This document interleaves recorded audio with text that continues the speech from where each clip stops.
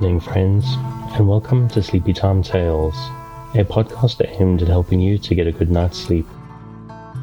Do you find your mind plagued with the stresses of modern life, especially when the lights are out and you're trying to get a restful night? Does your spinning mind keep you awake? Follow my voice down the path towards a good night's rest.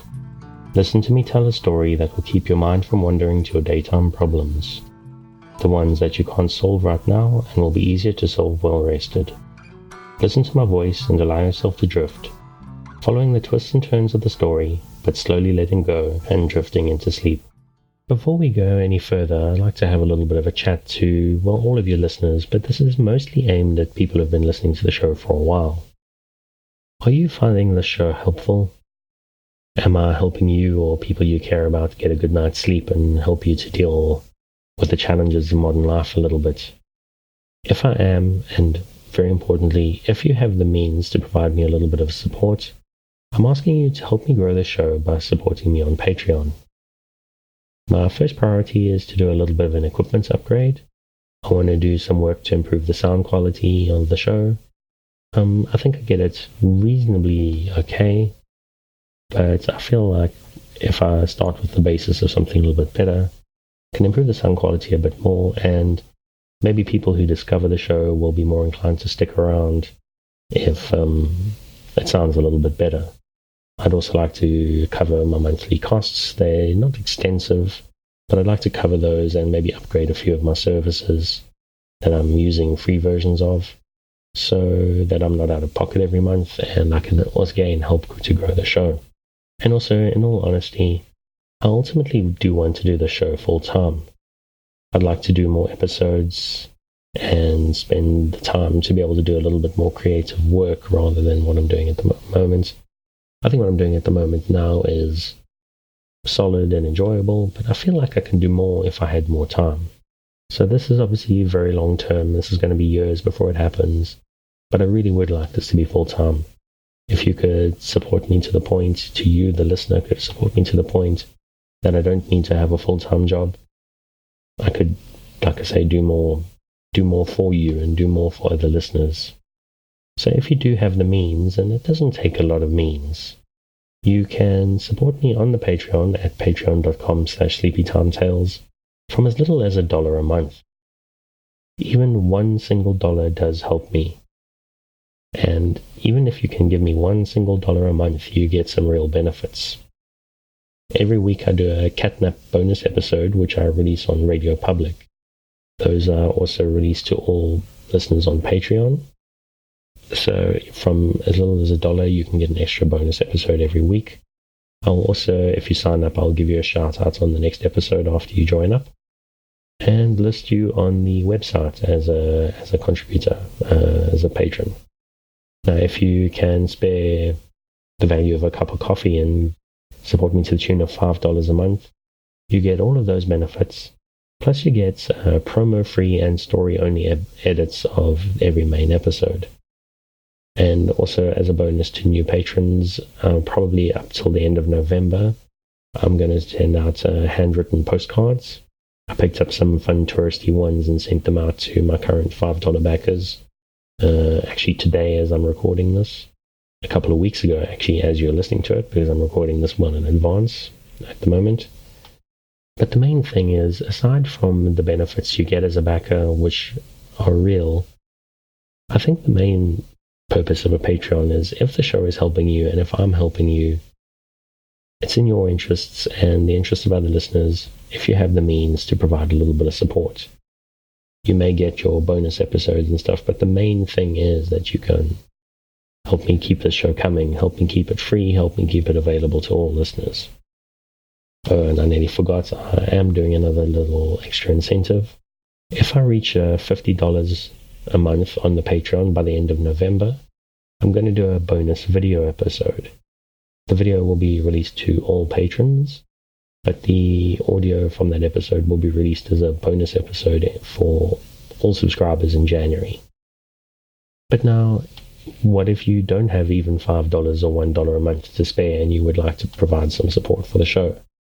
There are a couple of options for you. The first one is I have an Audible partnership.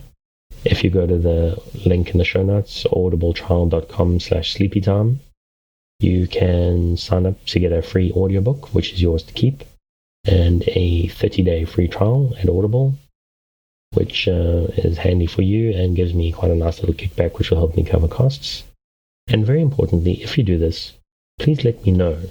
I'd like to give you a shout out on the show as well, and I don't get any kind of notification for people signing up. So give me a heads up that you've signed up, and I'll shout you out on air.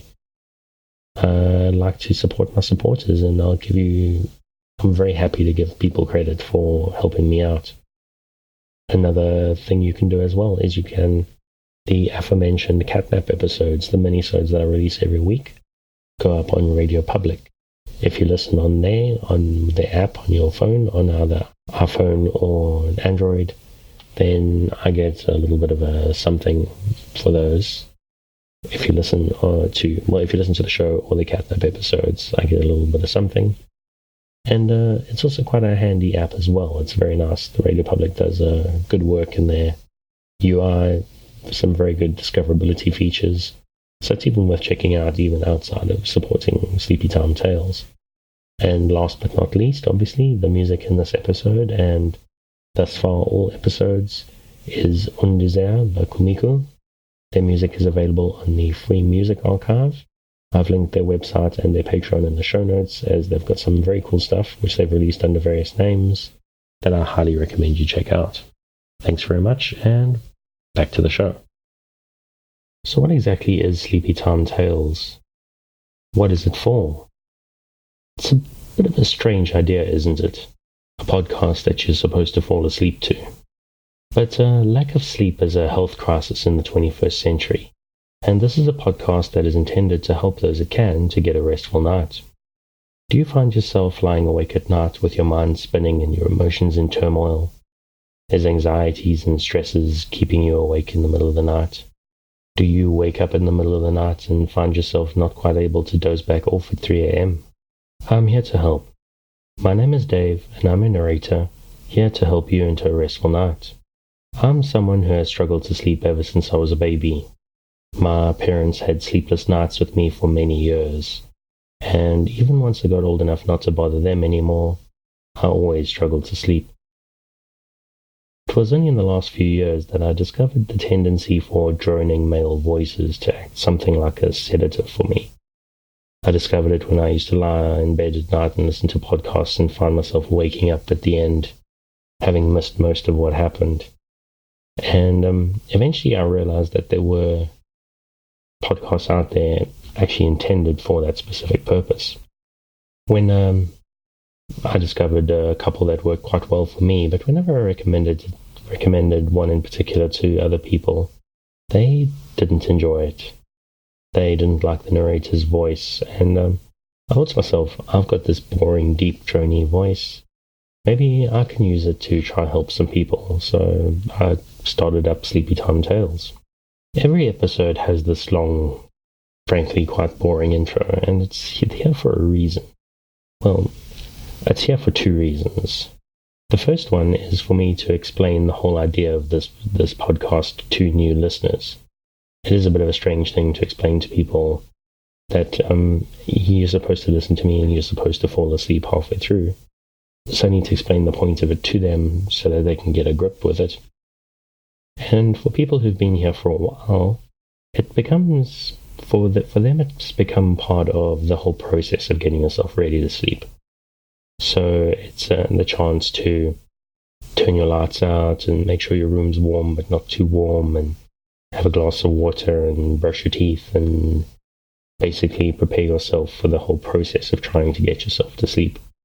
At the end of the day, the point of this show is for you and me to build a space together, a sort of mental nest for you to settle into and help you fall asleep. There's, as far as I know, there's a couple of different ways that people engage with the show. For me, when I listen to sleep podcasts, I need something, well, for me, when I try sleep, I need something to focus my mind on. My mind tends to spin and go a little bit crazy while I'm trying to settle down. So I need something just to focus my mind on a little bit so that that spinning just calms down, basically. I need a story or some idea that I can follow on to focus on, so that when sleep eventually creeps up on me, I'm not resisting and not in too much of a state to go.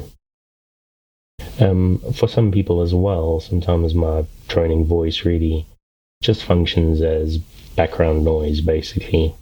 It's just, for some people, they need the sounds of sea or the sound of rain or wind in the forests, and some people, a droning voice in the background telling a story that's not particularly interesting does the job for them quite nicely.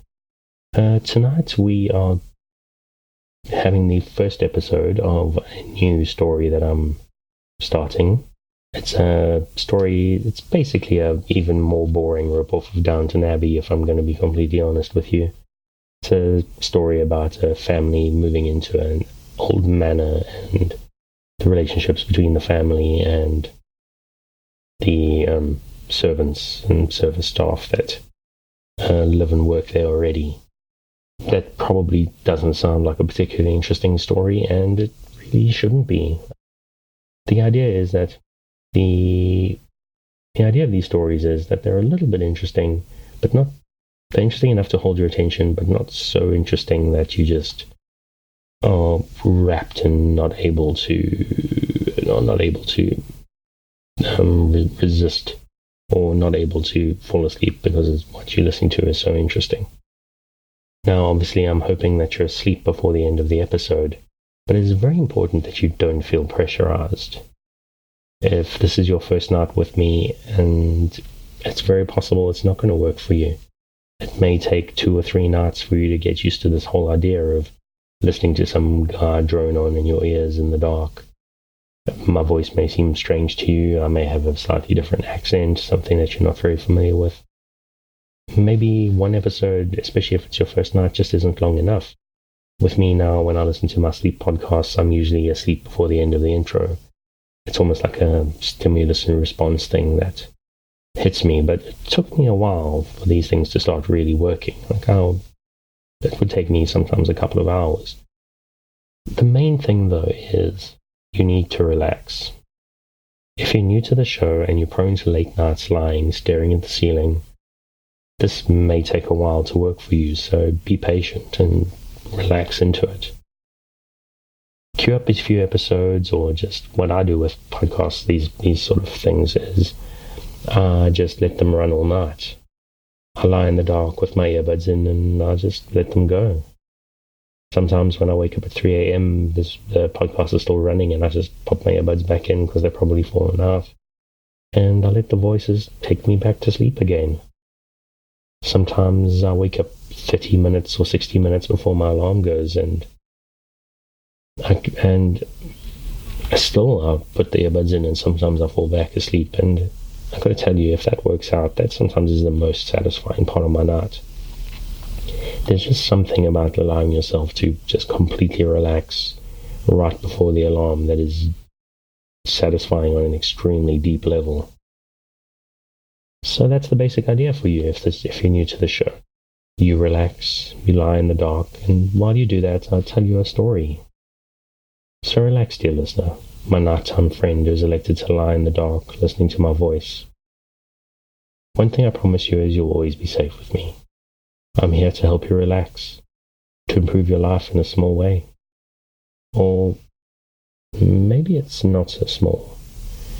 Sleep, as I said, sleep is a public health crisis at the moment, and if I can help you in some way to get a good night's sleep, I feel like I'm contributing fairly significantly to the improvement of your life. Maybe it's a little bit egotistical to me, but I hear from people that it really is helpful to them, and I wouldn't be doing this if I didn't think it was helpful. So what I'm here to do is to help you sleep and help you cope with tomorrow morning and the morning after that. Help you be well rested and better able to process and cope with the challenges of life. My main thing is I'm a big believer in kindness. I want to be kind to you. I want to share kindness with you. And I need you. I need you to be kind to yourself. Don't beat yourself up or rebuke yourself over not sleeping. Don't get tense if you just can't get yourself over the edge of sleep. even with me here in your ears trying to help. Frustration is one of the great enemies of a good night's sleep. The intention with this podcast is to short-circuit that frustration, to distract the feeling that we get when we blame ourselves for just not being able to let go and drift into sleep. So take a breath. Forgive the fact that you can't sleep and let my voice wash over you. Take another breath. Imagine the warm darkness rising up, inviting you to sleep and to a better life starting tomorrow. And if you can't let go, forgive yourself. Forgive yourself and try again tomorrow. If you've had a life of insomnia, sleep is something like an enemy. But it is not your enemy. It's a natural process that we have been pulled away from by stress of life and anxieties and technology that shines bright lights in our eyes at all hours. I'm here to work with you, to create a safe space, a cocoon in which you can curl up and allow nature to take its course. So if you're still with me, thank you for staying. And if you're already asleep, we'll chat again soon. And of course you aren't hearing me, except maybe in a dream.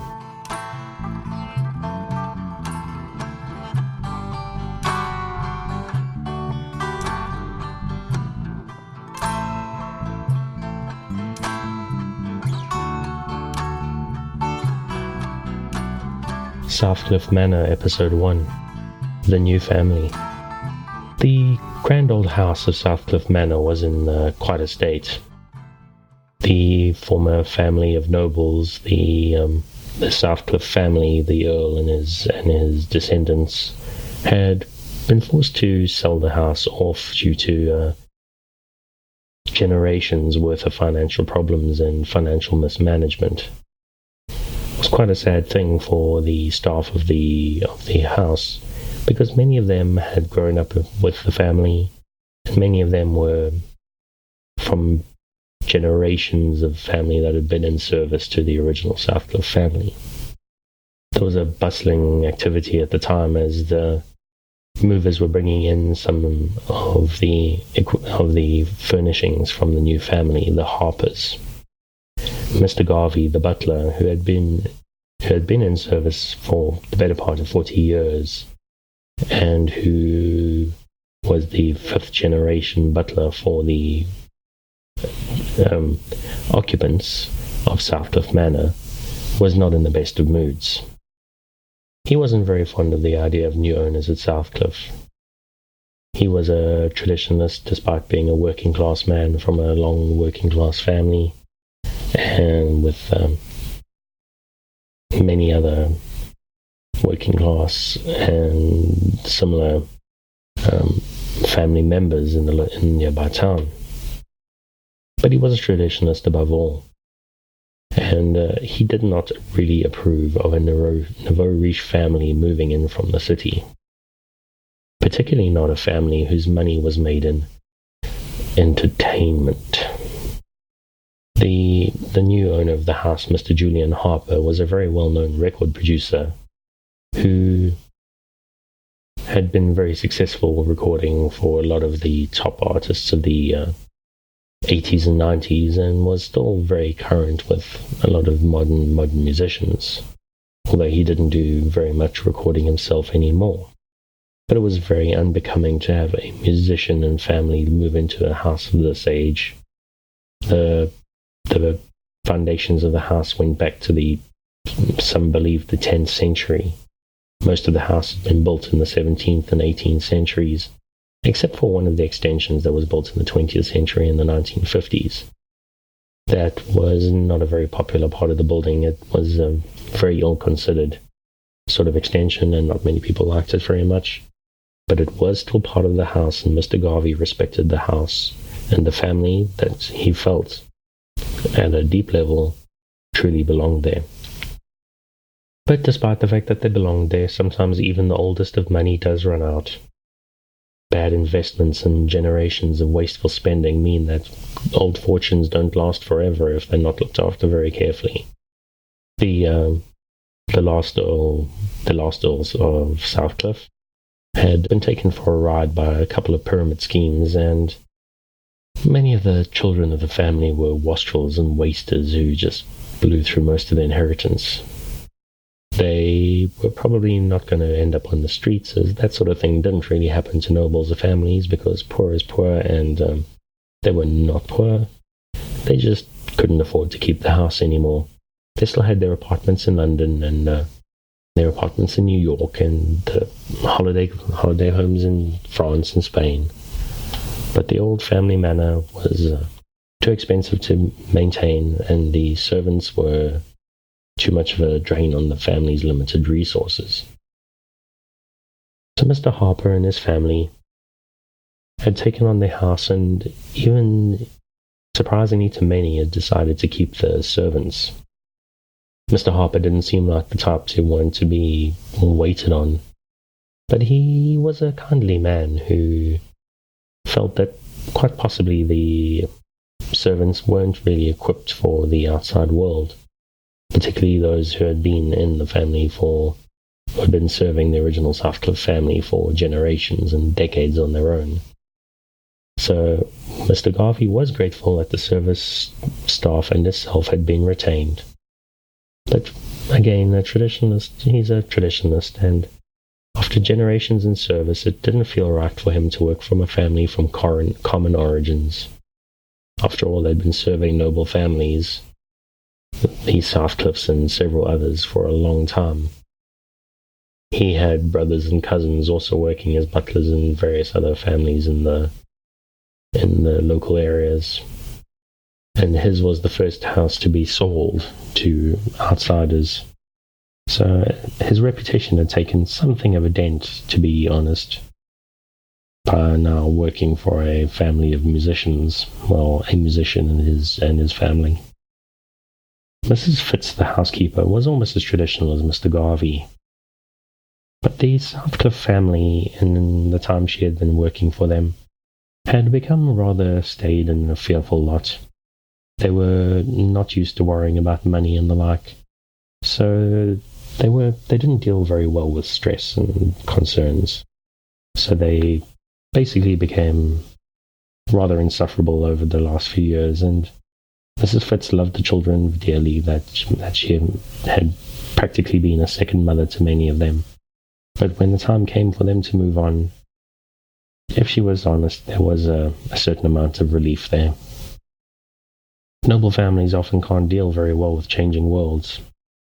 And Mrs. Fitz, also, despite being something of a traditionalist, she was a little bit more eager to face change and uncertainty than Mr. Garvey and some of the other older servants.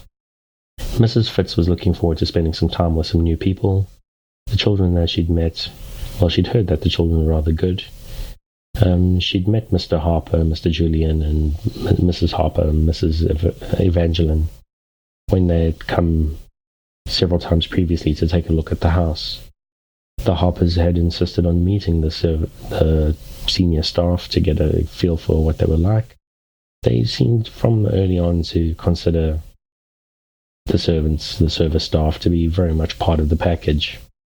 They seemed like very nice people, very kind and loving towards each other, and very kind and warm and friendly to the estate agents and lawyers and everybody that they'd spoken to, and more friendly to the servants than actually really was realistically to be expected, particularly people who were not familiar with dealing with service staff a lot.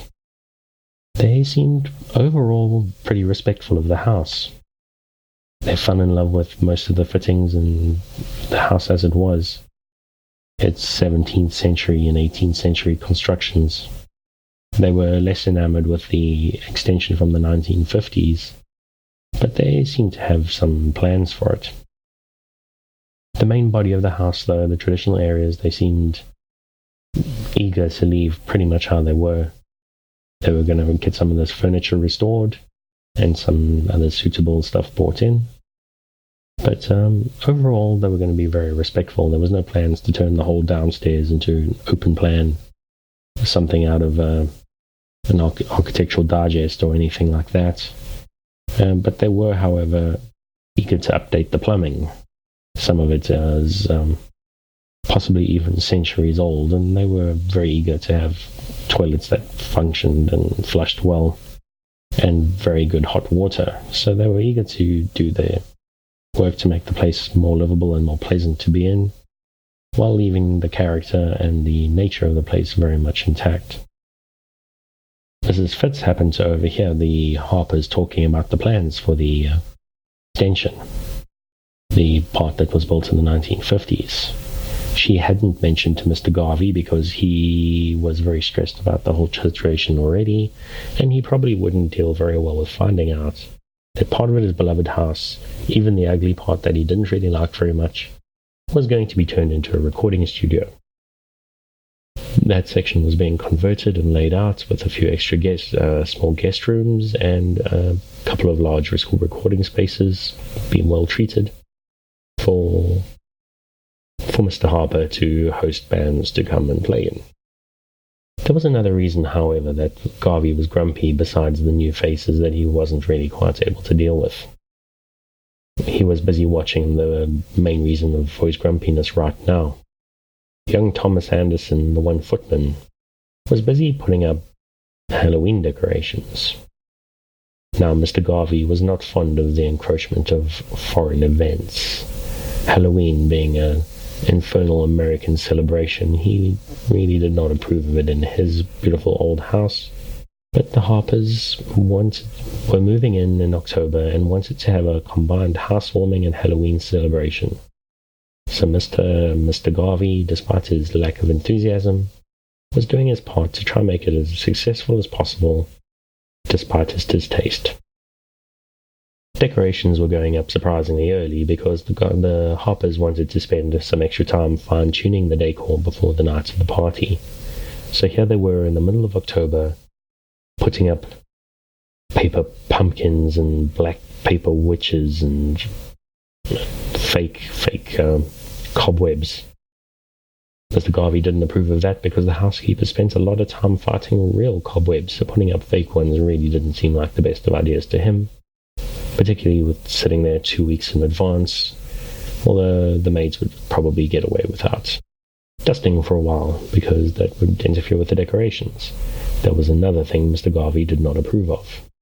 So Mr. Garvey swallowed his distaste and guided young Thomas to put up the decorations that should, in Mr. Garvey's opinion, never go up in a house of this distinction. Mr. Garvey, in many ways, was almost the platonic ideal of a butler. He looked almost like Alfred from Batman, tall and thin and almost regal in a Jeremy Irons kind of way. Now, Mr. Garvey was never a gambler. He found that, like many other things, rather distasteful, and he didn't partake. However, if he ever took up poker, he would have been fantastic at it.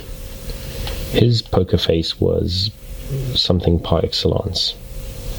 He would never let on any of his internal distaste or hesitation to the family. He would support everything they did. But whenever he was in the servants' quarters or in the service areas, he wasn't shy to share his true opinions.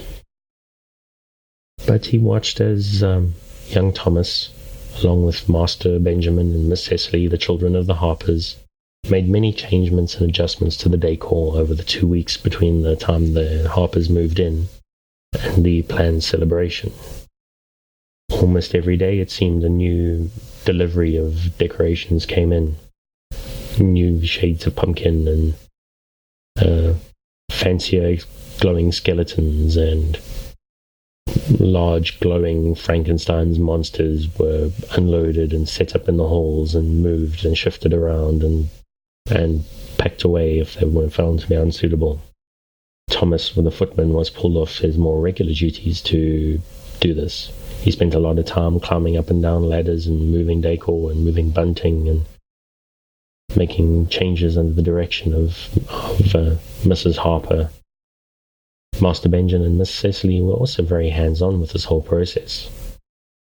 This is something else Mr. Garvey didn't approve of. He didn't like to see a young lady, a young 15-year-old, like Miss Cecily clambering up and down ladders like a chimney sweep. This was not a way a young lady should behave. But of course, she wasn't a lady. She was a young girl of common extraction and enthusiastic energy who loved to partake and get involved with everything around her. So he dealt with that, and he tried to deal with that and accept what was happening in front of him. Mrs. Evangeline was a kindly woman. She was of average height and average build, but she was very loving and attentive to her children. The last few generations of the Southcliffe family that Mr. Garvey had seen to were not very attentive parents, if he was honest. They seemed to view child rearing as, well, was a common thing among many of the nobles in his experience, and as he'd heard from other members of his family in service, that the nobles basically just farmed off their children to servants to do most of the work. It was sometimes traumatic for children later in life when they came to realize that the servants were not actually their friends or their family. They were servants. They were there to do a job and take the best care of the children that they could, but ultimately there was always going to be a boundary between them. Now, the children of more common families maybe weren't used to the whole idea of servants being there and the great walls that were built between the families of the upstairs and the service workers of the downstairs. Cecily and Benjamin, the two Harper children, were very friendly to Thomas, who was only a couple of years older than him. Benjamin was 18 and Cecily was 15, and Thomas was around 21. So he was just older enough and older than Benjamin to be something like a big brother. Or at least that was the sense that Benjamin gave. And he was rather interesting and mysterious to young Miss Cecily, although they did have a sense, and young Thomas Anderson was nothing but the model of a good servant and a good footman.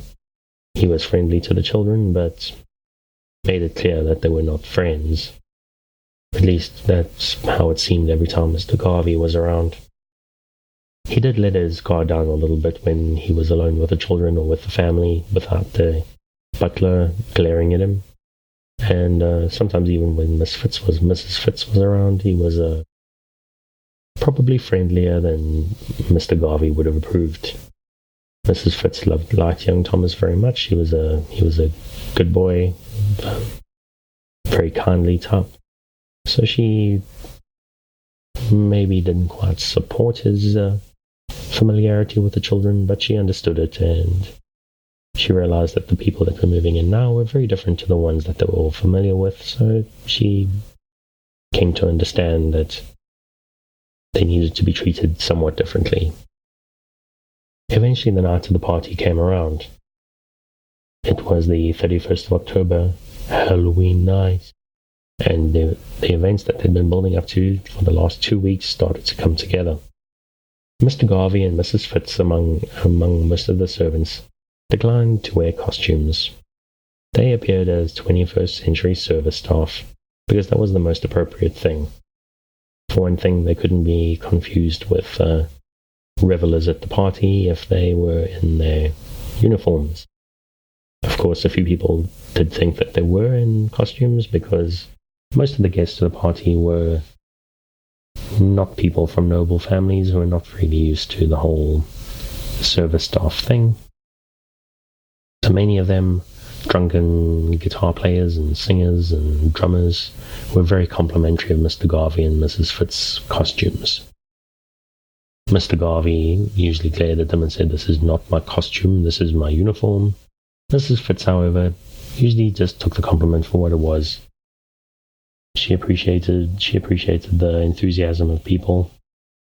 She was an enthusiastic person herself, despite the fact that a few decades in service were not really supportive of an enthusiastic mindset. Her family was not a long-term service family. She was a first-generation housekeeper. She'd come up from a kitchen maid and had been in the family herself for about 25 years before ending up as the head housekeeper. But her family was from outside of service. They were coal miners from Newcastle and shipwrights from Liverpool and Southampton. The family came in rather spectacular costumes. Mr. Harvey, he leaned into his long, rangy build. He was a tall man with long, thin arms and legs. His proportions didn't seem quite right. So he leaned into it quite strongly, and he dressed as a mummy. He was draped in bandages that were quite convincingly aged and yellowed, hanging off his limbs and wrapped around his head and his body.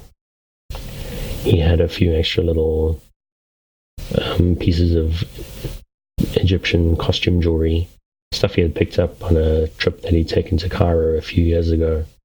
Nothing of real value, real tourist nonsense, nothing too particularly interesting, but it was very suitable for a costume party, even if it would get him, people would look down their noses at it at a event at the British Museum. But this wasn't an event at the British Museum, this was an event at his house, and Mr. Harvey was having a ball, dressed as a mummy and lurching around with his arms outstretched. Mrs. Harvey was dressed as the Bride of Frankenstein. You would probably think that this couple would have a couple's costume, but no, they did their own things. Mrs. Harvey had a beautiful white wedding dress, something she'd bought at a thrift shop a few years ago. Not her own wedding dress. It was very old-fashioned, with long sleeves and a high neck with a ruff. It was looking a little bit aged and yellowed, but that worked quite well for her costume. She had her hair done up. Her naturally auburn hair was done up and slightly darkened with a white streak up the side. And she looked very convincingly like a Bride of Frankenstein from some old horror movie. She was going around with her little dog, a Pekingese called Attila. They had quite carefully made him up with very safe and non-toxic paints and stuff to make him look like a zombie dog. They hadn't put stuff where he could chew, obviously, because they didn't want him getting sick, even though they were quite careful to use non-toxic stuff. But his face was painted and done up, and he had little things stuck on him to make him look like something that had been rebuilt by Dr. Frankenstein. Benjamin had a bit of an unusual costume. He was fond of the old 80s movie Teen Wolf, starring Michael J. Fox. Bit strange that he had discovered that movie, but it was probably after watching the TV series from the early 2000s. Who knows how kids pick up things these days sometimes. So he had a very rough-looking werewolf costume, and he was wearing a leather jacket, like a high school football. What's that position called? I've gone blank. Well, like a high school sports star. He had very carefully applied hair on his face, leaving most of it open, but he had his hair was very much like his mother's, was auburn and slightly too long, so it worked quite well for his outfit, actually. Cecily had a rather interesting costume. She was dressed as an undead princess. She had an old princess dress. I think she had picked it up probably at the thrift shop, like her mother had picked up the wedding dress she was wearing. It was a little bit torn and damaged, and she'd burnt holes in it. And she was carrying around something else Mr. Garvey did not approve of.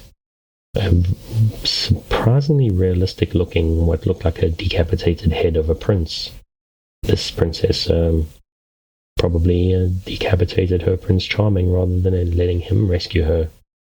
Cecily was a spirited young girl with a bit of a different sense of humor, and father and mother both encouraged it. When they saw the costume, they had laughed uproariously.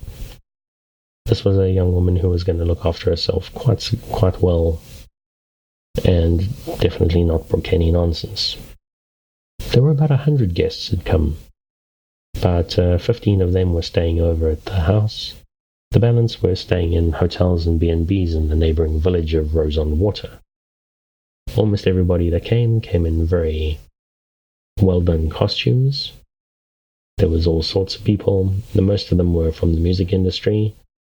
There was a preponderance of pimps and priests and prostitutes. Quite possibly this was stuff that people had lying around. But there were also a lot of supernatural types, witches and wizards and whatnot carrying on. The party ran till rather late. It ran till about 2 o'clock in the morning. Despite the fact that there was a lot of people from the music industry, the party, however, did not get very much out of control. Mr. Garvey was quite impressed, actually. Despite the fact that the people were creatives, and he was pretty sure there was some other stuff besides drinking going on, most of the people were fairly restrained and well behaved. There was a DJ playing typical Halloween music early on that broke into an eclectic mix of rock music and dance music later, and people were just having a great time. There was an open bar, but nothing got overly out of hand. And Mr. Garvey, despite his hesitation about the family for most of the evening, and for most of the time, the 2 weeks since they'd moved in, started to warm up to the family. Mr. Harvey and Mrs. Harvey seemed very loving parents to their children. They were attentive and they paid attention to the service staff. And Mr. Garvey may have had a bit of a stick up his butt about many things, but he did appreciate the fact that the people were open and were honest and treated his staff well and treated him well. By the end of the party, he thought that maybe he should calm down a little bit and give them a chance. They seemed to be respectful of the house and respectful of each other. Of course, he didn't yet know about the music studio, but overall he felt that he was going to give them a chance one way or the other, but he felt less hesitant to do so by the end of the party. He had been given leave to go to bed early.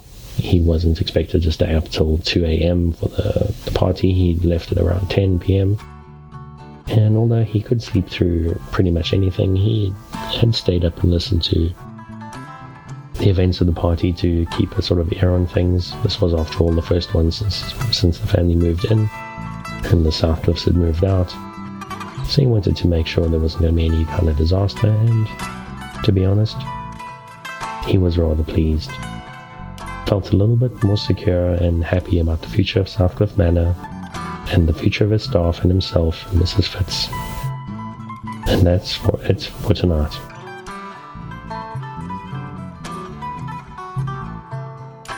Thanks again for joining me on this episode of Sleepytime Tales, the podcast designed around a bedtime story to help you to get a restful night. New episodes will be released every Sunday night to give you something fresh to help you rest in a new week. But make sure to subscribe in whatever service you use so that you get the new episodes whenever they come out. A reminder that the music for tonight is Un Désert by Kumiku. Check out more of their work on their website and their Patreon, which you will find linked in the show notes. Good night and sweet dreams.